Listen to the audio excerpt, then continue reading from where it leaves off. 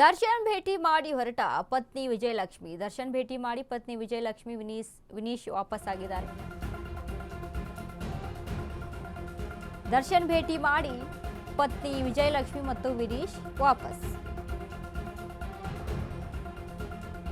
Marriage anniversary ಪ್ರಯುಕ್ತವಾಗಿ Darshan ಅವರ ಭೇಟಿಯಾಯಿತು. ದರ್ಶನ್ಗೆ ಧೈರ್ಯ ಹೇಳಿ ಹೊರಟ ಹಣ್ಣು ಹಂಪಲ ನೀಡಿ ಕೆಲ ಕಾಲ ಮಾತನಾಡಿ ವಾಪಸ್ ಆಗಿದ್ದಾರೆ. ದರ್ಶನ್ ಭೇಟಿ ಮಾಡಿ ಭಾವುಕರಾದ ವಿಜಯಲಕ್ಷ್ಮಿ ಮಗ ವಿನೀಶ್.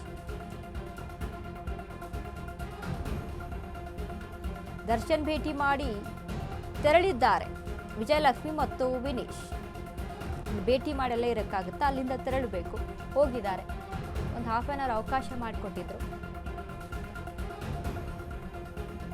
ಮಾತಾಡೋಕ್ಕೆ ಅಂತ. 30 ನಿಮಿಷ ಮಾತನಾಡಿ ಅಲ್ಲಿಂದ ತೆರಳಿದ್ದಾರೆ.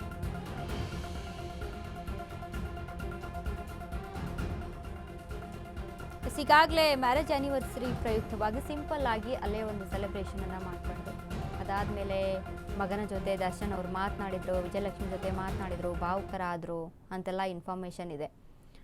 ಸೊ ಇನ್ನು ಕೊಠಡಿ ಒಳಗಡೆ ಭೇಟಿ ಮಾಡೋದಕ್ಕೆ ಅವಕಾಶವನ್ನು ಮಾಡಿಕೊಡ್ಬೇಕು ಅಂತ ಮನವಿ ಪತ್ರವನ್ನು ಬರೆದಿದ್ರು. ಆ ಪತ್ರದ ಮೇರೆಗೆ ಭೇಟಿಗೆ ಅವಕಾಶವನ್ನು ಸಹಿತ ಮಾಡಿಕೊಟ್ಟಿದ್ದಾರೆ. ಭೇಟಿಯಾಗಿ ಇದೀಗ ಅಲ್ಲಿಂದ ತೆರಳಿದ್ದಾರೆ. ಸಾಕಷ್ಟು ಡಿಜಿಪಿ ಅಲೋಕ್ ಕುಮಾರ್ಗೂ ಕೂಡ ವಿಜಯಲಕ್ಷ್ಮಿ ಮನವಿಯನ್ನು ಸಲ್ಲಿಸಿದ್ರು, ಭೇಟಿಗೆ ಅವಕಾಶ ಮಾಡಿಕೊಡಿ ಕೊಠಡಿಯ ಒಳಗೆ ಅಂತ.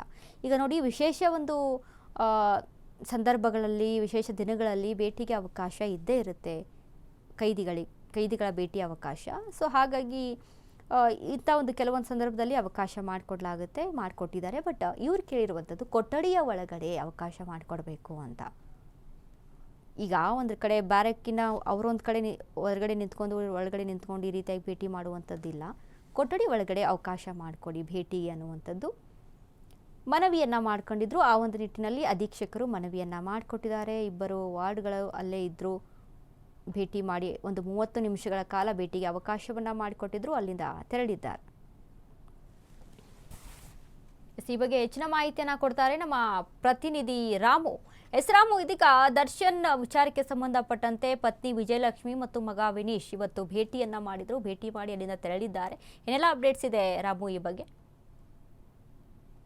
ಖಂಡಿತವಾಗ್ಲೂ ಅನಿತಾ, ಏನೊಂದು ಚಿತ್ರದುರ್ಗ ಮೂಲದ ರೇಣುಕಾಸ್ವಾಮಿ ಕೊಲೆ ಪ್ರಕರಣದ ಪ್ರಮುಖ ಆರೋಪಿಯಾಗಿರುವಂತ ದರ್ಶನನ್ನ ಭೇಟಿ ಮಾಡ್ಲಿಕ್ಕೆ ವಿಜಯಲಕ್ಷ್ಮಿ ಹಾಗೂ ಪುತ್ರ ವಿನೀಶ್ ಇಬ್ಬರು ಭೇಟಿ ನೀಡಿರುವಂತದ್ದು. ಏನೋ ಒಂದು ಭೇಟಿ ನೀಡುವಂತ ಸಂದರ್ಭದಲ್ಲಿ ಏನೋ ಒಂದು ಇವತ್ತು ವಿಜಯಲಕ್ಷ್ಮಿ ಮತ್ತು ದರ್ಶನ್ ಅವರ ಒಂದು ವಿವಾಹ ವಾರ್ಷಿಕೋತ್ಸವ ಇತ್ತು. ವಾರ್ಷಿಕೋತ್ಸವನ ಸಂಭ್ರಮ ಮನೆ ಮಾಡ್ಕೊಳ್ಳಿಕ್ಕೆ ಒಂದು ಜೈಲ್ಗೆ ಭೇಟಿ ನೀಡಿರುವಂತದ್ದು. ಕಳೆದ ಒಂದು ವರ್ಷಗಳ ಸುದೀರ್ಘವಾಗಿ ಬೇಲ್ ಸಿಗೋದಿಲ್ಲ ಅನ್ನೋಂಥ ನಿಟ್ಟಿನಲ್ಲಿ ಏನು ದರ್ಶನ್ಗೆ ಕೋರ್ಟ್ ಆದೇಶ ಮಾಡಿತ್ತು. ಈ ಆದೇಶದ ಒಂದು ಕಂಗಾಲಾಗಿದ್ದಂತ ಮನಸ್ಸನ್ನ ತೃಪ್ತಿಪಡಿಸಲಿಕ್ಕೆ ವಿಜಯಲಕ್ಷ್ಮಿ ಮತ್ತು ಮಗ ವಿನೀಶ್ ಭೇಟಿ ನೀಡುವಂಥದ್ದು. ಏನು ಈ ಒಂದು ಭೇಟಿಯ ಸಂದರ್ಭದಲ್ಲಿ ಭಾವುಕ ಕ್ಷಣಗಳನ್ನ ಮೆಲುಕು ಹಾಕುವ ನಿಟ್ಟಿನಲ್ಲಿ ದರ್ಶನ್ ಮತ್ತೆ ವಿಜಯಲಕ್ಷ್ಮಿ ಮತ್ತು ದರ್ಶನ್ ಅವರ ಮಗ ಈ ಒಂದು ಘಟನೆಗೆ ಸಾಕ್ಷಿ ಆಗುವಂಥದ್ದು.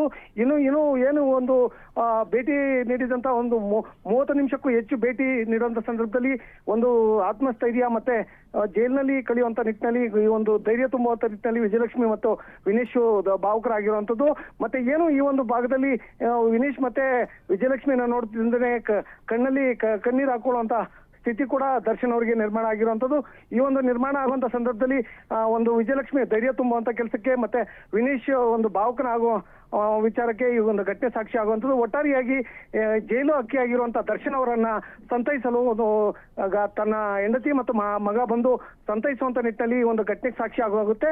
ಇನ್ನು ಏನು ಒಂದು ಮುಂದುವರೆದ ಭಾಗವಾಗಿ ಈಗಾಗಲೇ ಬಹುತೇಕ ಒಂದು ಭೇಟಿ ಮಾಡಿ ಹೊರಬಂದಂತ ವಿಜಯಲಕ್ಷ್ಮಿ ಯಾವುದೇ ಮಾಧ್ಯಮಗಳಿಗೆ ಪ್ರತಿಕ್ರಿಯೆ ನೀಡಿದೆ. ಕಾರ್ನಲ್ಲಿ ಓಡುವಂತ ಪ್ರಸಂಗ ಕೂಡ ಕಂಡು ಬಂದಿರುವಂತದ್ದು. ಒಟ್ಟಾರೆಯಾಗಿ ಏನು ಜೈಲು ಹಕ್ಕಿಯಾಗಿರುವಂತ ದರ್ಶನ್ ಅವರಿಗೆ ಸಾಂತ್ವನ ತುಂಬಲು ಗಂಡ ಹೆಂಡತಿ ಮತ್ತು ಮಗು ಬಂದು ಒಂದು ಸಾಂತ್ವನ ತುಂಬಿ ಹೊರಗೆ ಹೋಗಿರುವಂತ ಘಟನೆ ಈ ಒಂದು ಸಾಕ್ಷಿ ಆಗುತ್ತೆ ಅಂತ ಹೇಳ್ಬೋದು ವನಿತಾ. ಥ್ಯಾಂಕ್ ಯು ರಾಮು ನಿಮ್ಮೆಲ್ಲ ಅಪ್ಡೇಟ್ಸ್ಗೆ.